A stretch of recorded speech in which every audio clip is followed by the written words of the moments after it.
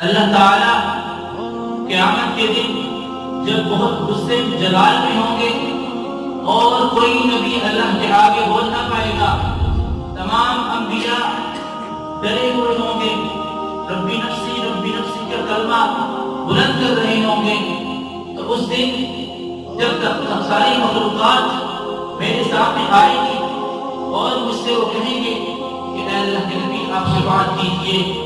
اللہ تعالیٰ فرماتے ہیں کہ اس دن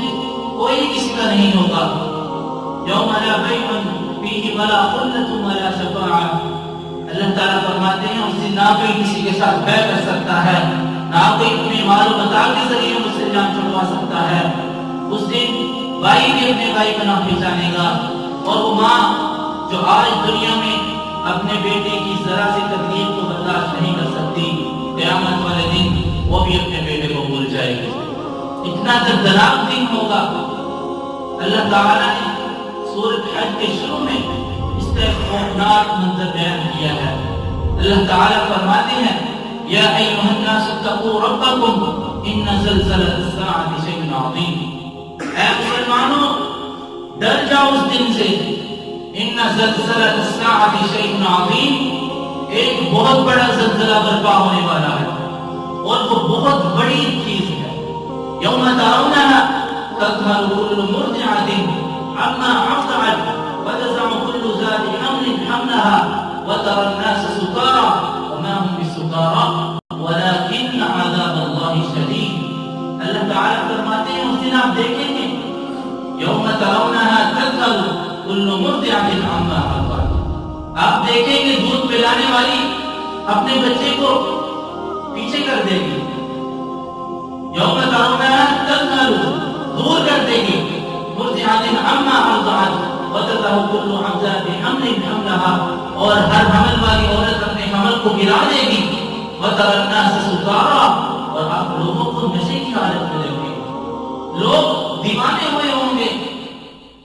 مست ہو جائیں گے، ان کو پتہ نہیں چلے گا، متوالے ہو جائیں گے، وما هم بسكارى، لیکن انہوں نے نشہ نہیں کیا ہوگا، انہوں نے کوئی شراب نہیں پی ہوگی، کوئی نشہ آور چیز نہیں کھائی ہوگی، وما هم بسكارى، وہ نشے میں اس لیے ہوں گے ولكن عذاب اللہ شدید، وہ اللہ کے عذاب کو دیکھ کر اتنے پاگل ہوئے ہوں گے کہ اپنے آپ کی فکر نہیں ہوگی، ایسے لگیں گے جیسے ان کو نشہ کیا ہوا ہے۔ تو عزیز دوستو یہ وہ دن ہوگا کہ جس دن کسی کی بات نہ سنی جائے گی، لیکن نبی مکرم صلی اللہ علیہ وسلم فرماتے ہیں کہ اللہ تعالیٰ نے مجھے تمام نبیوں پر بلکہ سید ولد آدم یعنی کہ تمام آدم کی اولاد پر فضیلت اس لیے دی ہے کہ اس دن میں شفاعت کروں گا، اور اللہ تعالیٰ مجھے کچھ ایسے کلمات عطا کریں گے جو میں نے اور نہ ہی کسی انسان نے ایسے کلمات ادا کیے، میں اللہ کے عرش کے نیچے سجدہ ریز ہو جاؤں گا اور اللہ کی تعریفات بیان کرتا چلا جاؤں گا، بہت زیادہ تعریفات بیان کروں گا اور روؤں گا،